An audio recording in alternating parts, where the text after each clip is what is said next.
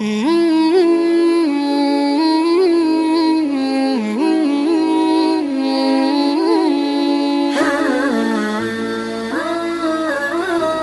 alhamdulillah, wa salatu wa salam ala rasulillah wa ba'd.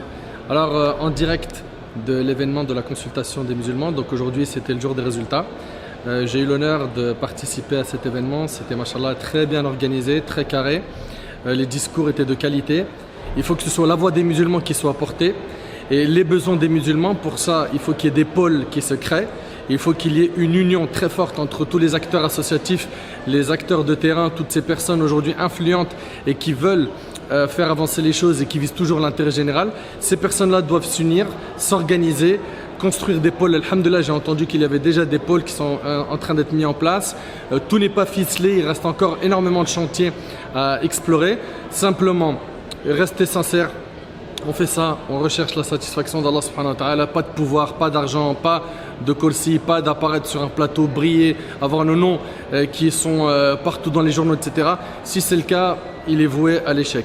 Donc il faut une sincérité, il faut craindre notre Seigneur, donc faire tout réellement pour la satisfaction de notre Seigneur Jalla fi'ula. Pour ça, comme je vous ai dit, il faut un travail d'union. Là, je vois, mashallah, que beaucoup de projets ont émergé, il y a énormément de potentiel dans cette salle, des gens qui ont déjà fait énormément de belles choses, parce qu'on entend sur les plateaux TV que les musulmans ils ont besoin de restructuration, ils ont besoin d'idées pour le financement, mais d'après ce que j'ai entendu, on a des gens de qualité, des gens qui ont déjà fait un travail remarquable.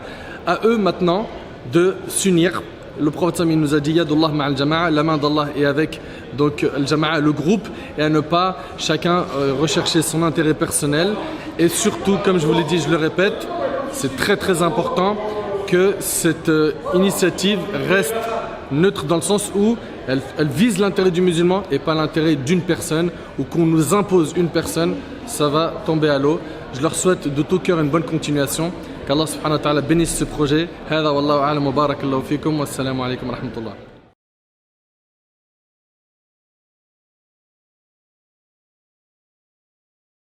سبحان الذي أسرى بعبده ليلا من المسجد الحرام إلى المسجد الأقصى الذي باركنا حوله لنريه من آياتنا إنه هو السميع البصير.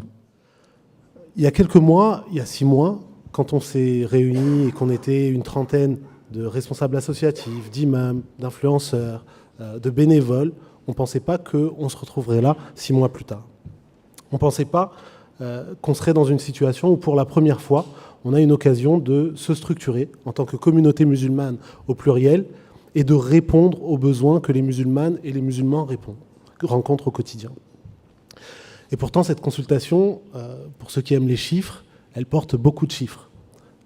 La consultation, c'est 24 029 personnes qui se sont exprimées juste sur les réponses au formulaire en ligne. La consultation, c'est 2500 à 3000 personnes qui se sont exprimées lors des consultations locales dans vos mosquées, dans vos associations, partout à travers le territoire. La consultation, c'était 5 mois de Tour de France, partout à travers le pays, dans 57 villes différentes. Quand on regarde sur le compteur de la voiture, ça fait 15 000 km de plus. Des fois, on dort à l'hôtel, des fois, on dort dans la voiture, des fois, on dort chez les gens, des fois, on dort à la mosquée ou dans l'association ou ailleurs. On ne sait pas qui on va rencontrer sur le chemin, on ne sait pas comment ça va se passer, mais à chaque fois, le même constat. Un constat d'engagement, un constat de vitalité, un constat d'envie, un constat d'une volonté de changer les choses, d'améliorer les choses. Et c'est exactement ce qui nous motive aujourd'hui à passer à la suite. S'agissant du Conseil français du culte musulman, le CFCM, c'est 80% des répondants qui ne se sentent pas représentés par cette instance, 13% qui ne se prononcent pas, et seulement 7% qui se disent se sentir représentés par le CFCM. Quant à la seconde instance, qui est connue comme étant une instance d'organisation ou de représentation des musulmans de France, à savoir la Fondation de l'Islam de France, présentée par M. Jean-Pierre Chevènement, les résultats sont encore plus marqués, car c'est en effet 92% des répondants qui nous disent ne pas se sentir représentés par cette instance, 6% qui ne se prononcent pas, alors que seulement 2% se sentent représentés par la Fondation de l'Islam de France. On voit quand même une corrélation importante entre les mosquées et ces réponses-là. Et aujourd'hui, j'aimerais rêver un petit peu, voilà, avoir un rêve, un have a dream, n'est-ce pas? C'est qu'en fait, on puisse travailler ensemble, tous ces petits points rouges puissent se connecter. Et on se connecterait ensemble pour faire quoi? Pour travailler ensemble sur des points simples. Imaginez l'outil médiatique puissant qu'on pourrait avoir si toutes les mosquées ou les associations musulmanes étaient connectées sur une même plateforme web. Aujourd'hui, les outils informatiques nous permettent de détruire la distance. En une fraction de seconde, je peux être à Marseille comme je peux être à Lille. Donc, de travailler ensemble à l'échelle nationale, un outil qui nous permettrait d'imaginer un canal de communication pour nos Jumu'ah. Vous savez ô combien on a un public qui est là et qui nous écoute, et de passer justement un message autre en ayant un outil qui est autre que la presse locale. Avoir des accès à des expertises qu'on n'a pas forcément dans nos associations, des chefs de projet, des architectes, des juristes, des sociologues, des psychologues, des théologiens, tout simplement. C'est pourquoi ce projet, je le soutiens et je le soutiendrai, parce qu'il permet de mettre les choses à leur place. L'État à sa place et les musulmans comme acteurs de leur destin. Le premier interlocuteur pour le musulman de la ville, c'est sa mosquée. Mais si la mosquée a elle-même des lacunes pour pouvoir répondre à ses besoins du culte au quotidien, elle se retrouve sans réponse à des questions concrètes. Ensuite, en direction du grand public, même si l'ensemble de ce qu'on accomplit ensemble ici concerne en premier lieu les musulmans, mais les musulmans font partie de cette société. Et ils sont un corps parmi cette société. Ils sont un morceau de cette société. Ils définissent cette société. Donc, prendre en compte les besoins et les aspirations profondes de 10% de la population, ou 7 ou 8% de la population selon les sondages, c'est aussi participer à la cohésion sociale dans le pays. Une fois que les musulmans ne seront plus dans le siège du problème, mais qui seront en situation d'œuvrer, de participer, de plus avoir des dilemmes interminables sur la manière dont ils sont montrés, et de voir qu'ils font peuple avec le reste de la population, on pourra s'occuper d'autres problèmes qui sont sensiblement plus importants et qui vont concerner les générations futures.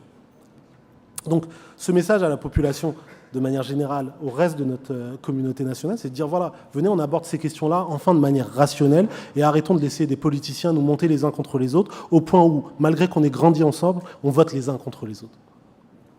Enfin, le message envers les musulmans et les musulmanes de notre pays, en vous disant qu'on est des musulmans sans honte, et on est des musulmans sans excuses. Et on ne voit pas pourquoi on devrait s'excuser de quoi que ce soit, parce que l'on croit en Dieu, et qu'on a choisi que notre vie elle soit inspirée de ça, marquée par ça, et que ça nous donne une espérance par rapport à toutes les difficultés, toutes les épreuves que l'on rencontre. On est musulman et on est fiers de l'être.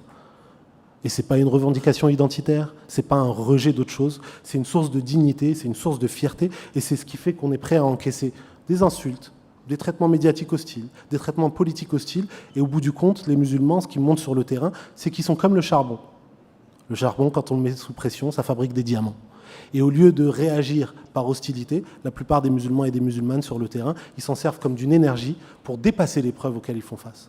Donc soyez fiers de ça, soyez dignes de ça, et soyez conscients que les problèmes que l'on ne résout pas, c'est des problèmes dont nos enfants hériteront. Et que l'état d'esprit dans lequel on doit sortir d'aujourd'hui, c'est à la fois un état d'esprit de gravité, de responsabilité, mais c'est aussi un état d'esprit d'espoir et de détermination. Parce qu'au lieu de chercher à fabriquer la société la plus humaine, on cherche à fabriquer le meilleur smartphone ou le meilleur objet technique. Pour qu'on puisse se dire qu'en transmettant à nos enfants, on laisse les clés de la Terre un peu mieux que l'état dans lequel on l'a trouvé. Et pour pouvoir faire ça, il faut qu'on soit sorti du siège des problèmes pour être dans le volant des solutions. Et là, on pourra dire que les musulmans et les musulmanes rayonnent, et ce sera une raison supplémentaire de se rendre compte que la France est le pays des Lumières.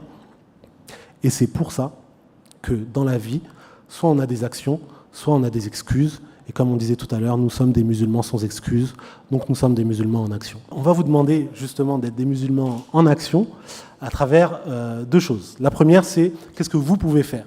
Au niveau des associations, c'est très simple et c'est très clair. Vous vous tournez vers les personnes qui vont lever la main. Naziha et Amine, qui sont au bout de la salle, s'il vous plaît, levez la main, qui sont en charge de la relation avec les mosquées et les associations. Pour ceux qui nous suivent en ligne, vous avez la boîte email habituelle contact@consultationdesmusulmans ou bien contact@lesmusulmans.fr et vous aurez une plateforme, donc plateforme.lesmusulmans.fr où vous pourrez venir rejoindre la plateforme, on vous créera un compte, on vous recontactera pour répondre à toutes vos questions. Ensuite, les musulmans et les musulmanes lambda, comme moi désormais, on va pouvoir soutenir cette plateforme, on va pouvoir contribuer à cette plateforme de 3 manières. La première, c'est de devenir bénévole, de fournir vos compétences, un petit peu de votre temps, un petit peu de vos idées pour aider et d'être ultra patient parce que comme on l'a dit tout à l'heure, il faut structurer les choses et il faut avancer pas à pas.